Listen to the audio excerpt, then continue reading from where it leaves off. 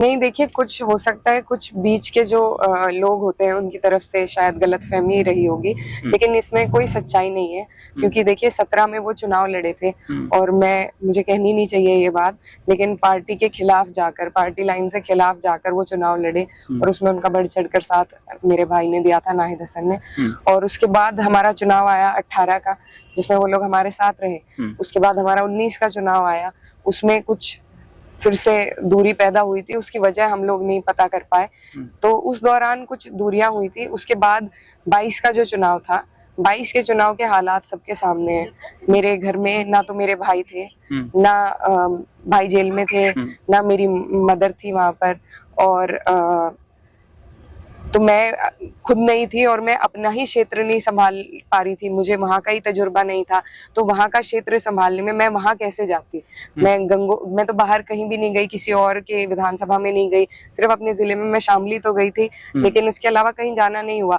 तो इस बात में बिल्कुल सच्चाई नहीं है कि कुछ उनके खिलाफ हमने काम किया हो, क्योंकि हालात ही ऐसे थे। हमसे अपनी ही सीट संभालनी उस दौरान हमें बहुत मुश्किल दिख रही थी, क्योंकि कोई भी तजुर्बेकार आदमी घर पर नहीं था। तो जो भी कुछ हुआ था वो 19 के चुनाव में वो भी बहुत छोटी चीजों को लेकर मनमुटाव था, लेकिन हमने कभी उनके विरोध में काम नहीं किया।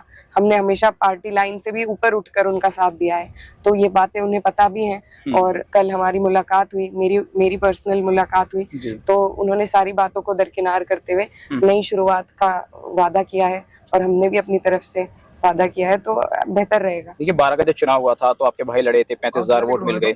अगर उस टाइम नाहिद हसन न लड़ते तो शायद चौधरी उधर उस टाइम विधायक बन जाते। उसके बाद जब 17 का चुनाव आया तो गठबंधन था, तो दोनों अलग लड़े, नौमान मसूद अलग लड़े, चौधरी साहब अलग लड़े। फिर उसके बाद 18 का चुनाव आया, वो आपके साथ रहे। 19 के चुनाव में फिर आपको पता है कि किस तरीके से लोगों ने आरोप लगाया कि चौधरी परिवार ने बीजेपी का साथ दिया।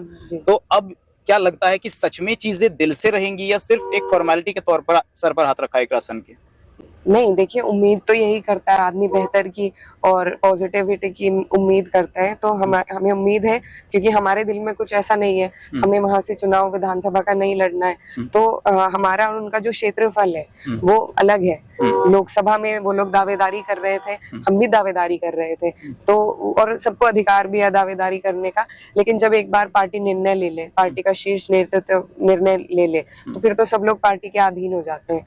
तो वही हुआ है, और इसके अलावा विधानसभा में हमारा उनका कोई बंटवारा नहीं है। तो हमने साफ दिल से वादा किया है और उन्होंने भी साफ दिल से कहा है। अब ये तो आगे फ्यूचर में पता लगेगा क्या रहता है।